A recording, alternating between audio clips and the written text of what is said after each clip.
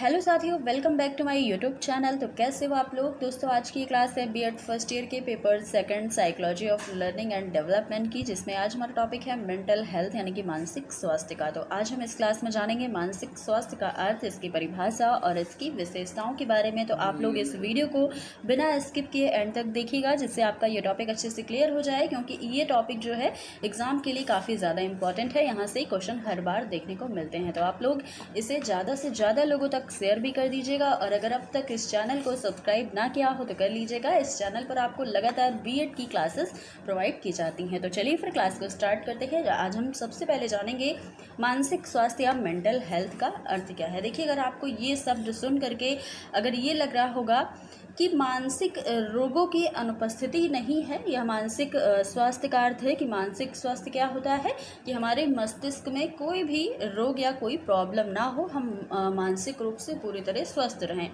तो सिर्फ इसका ये अर्थ नहीं है, इसके और भी कई सारे अर्थ होते हैं। इसके अंदर कई सारी चीज़ें शामिल होती हैं। आइए देखिएगा, मानसिक स्वास्थ्य का अर्थ जो है वो मानव व्यक्तित्व के संतुलित व्यवहार से होता है।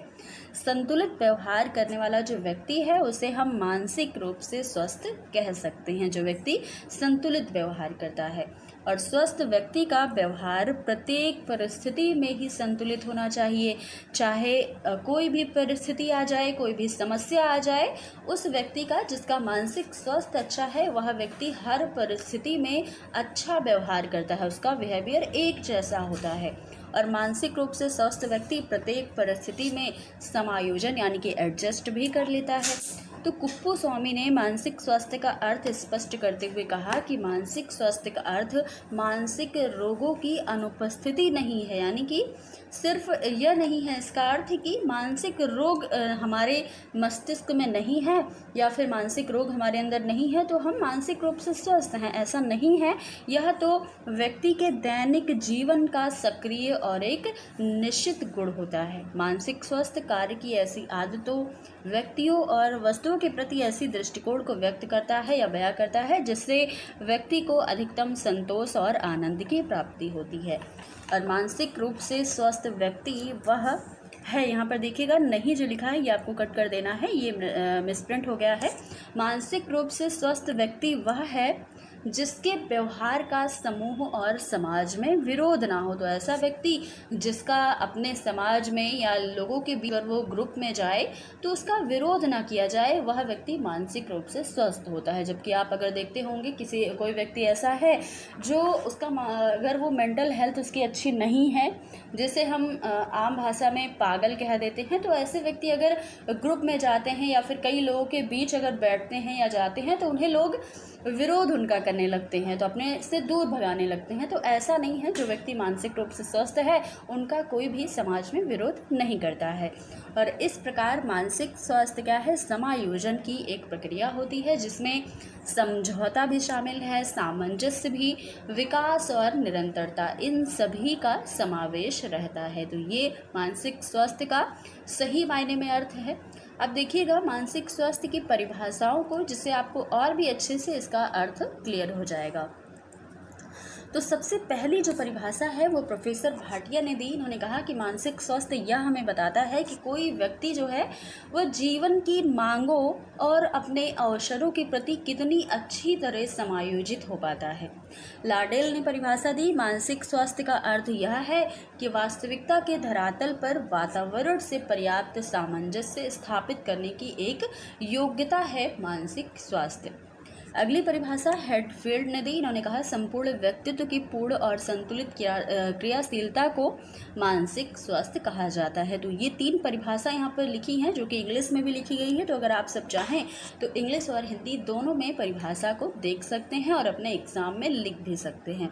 तो ये हमने जाना मानसिक स्वास्थ्य या मेंटल हेल्थ का अर्थ क्या है और इसकी परिभाषा क्या है। तो अब हम आगे जानेंगे मानसिक स्वास्थ्य की विशेषताओं को, यानी कि मानसिक रूप से स्वस्थ व्यक्ति जो होते हैं उनके लक्षण कौन कौन से हैं और उनकी विशेषताएं क्या हैं। तो कुप्पू स्वामी इनके अनुसार मानसिक रूप से स्वस्थ और सुसमायोजित यानी कि वेल एडजस्टेड व्यक्ति जो होते हैं उनकी कुछ विशेषताएं पाई जाती है। जैसे कि पहली विशेषता इन्होंने बताई सहनशीलता या टॉलरेंस की।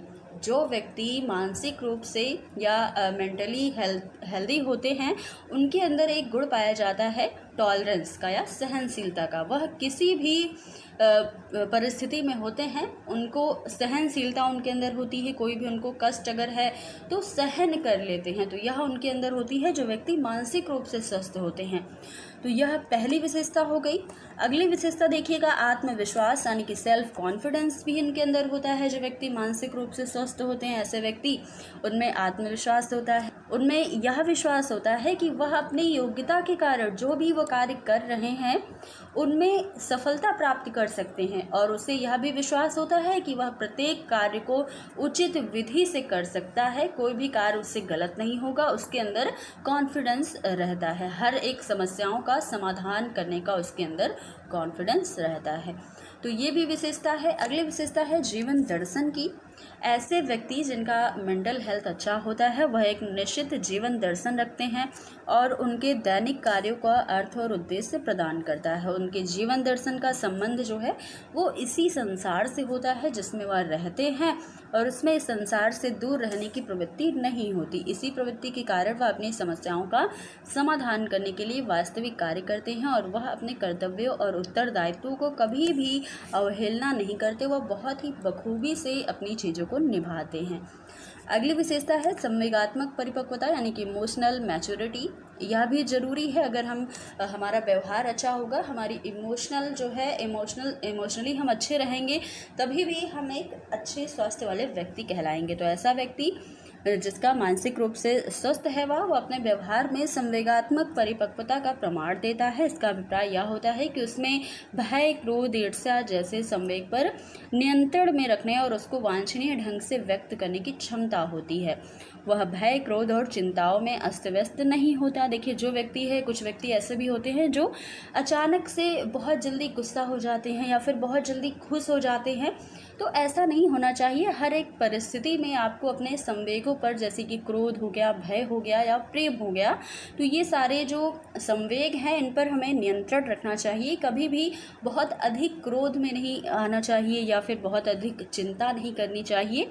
तो ऐसे व्यक्ति जो मेंटल हेल्दी हैं, तो वो क्या करते हैं, अपने संवेगों पर अच्छे से नियंत्रण कर पाते हैं।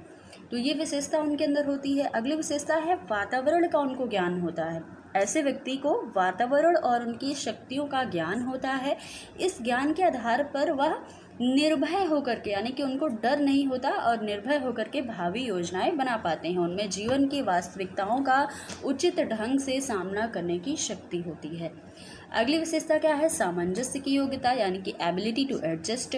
ऐसे व्यक्ति में सामंजस्य करने की योग्यता होती है। इसका अभिप्राय क्या है कि वह दूसरों के विचारों और समस्याओं को और उनमें पाई जाने वाली विभिन्नताओं को बहुत अच्छे से समझ पाते हैं कि अगला जो व्यक्ति है उनसे क्या कहना चाह रहा है, अगले व्यक्ति की समस्या क्या है। तो हर लोगों को वह समझ पाते हैं या फिर अपनी बात को समझा पाते हैं। तो वह स्थायी रूप से प्रेम कर सकता है, प्रेम कर सकता है और मित्र भी बना सकता है। अगर वह अगले इंसान की बात को समझेगा तो उसके मित्र भी बनेंगे, और वह अपनी बात को भी आसानी से लोगों के सामने व्यक्त कर सकता है। तो इस तरीके से वह एडजस्ट करने की योग्यता उसके अंदर होती है। आगे देखिएगा, अगली विशेषता क्या है, निर्णय करने की भी योग्यता होती है। अगर कहीं पर उसको कोई डिसीज़न लेना है कि उसे अपनी लाइफ में करना क्या है, मान लीजिए उसको अपने फ्यूचर का कोई भी डिसीज़न लेना है, तो वह आसानी से अपने निर्णय या अपने डिसीज़न खुद ले सकता है। ये विशेषता उसके अंदर होती है जो व्यक्ति मानसिक रूप से स्वस्थ होता है।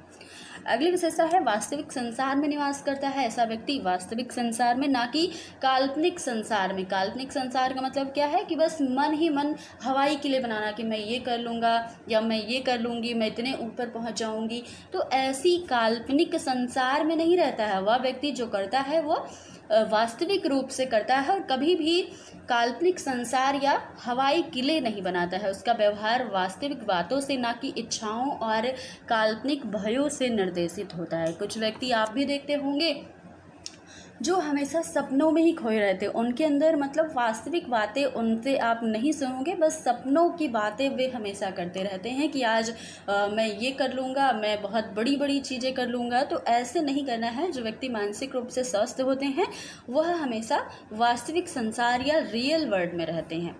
अगली विशेषता है शारीरिक स्वास्थ्य के प्रति ध्यान देना। तो ऐसे व्यक्ति अपने शारीरिक स्वास्थ्य के प्रति भी बहुत अच्छे से ध्यान देते हैं। वह स्वस्थ रहने के लिए नियमित जीवन व्यतीत करते हैं। वह भोजन, नींद, आराम और शारीरिक कार्य या व्यक्तिगत स्वच्छता और रोगों से सुरक्षा के समन्वय में स्वास्थ्य प्रदान करने वाली आदतों का निर्माण करते हैं। उनके अंदर अपने स्वास्थ्य के प्रति ध्यान रखने का भी समय होता है और अपने शारीरिक स्वास्थ्य को अच्छे से वह मेंटेन कर पाते हैं। व्यायाम करते हैं नियमित, अच्छा भोजन लेते हैं, अच्छी नींद लेते हैं और अच्छा आराम भी लेते हैं। तो इस तरीके से वह अपने शरीर के प्रति भी सजग रहते हैं।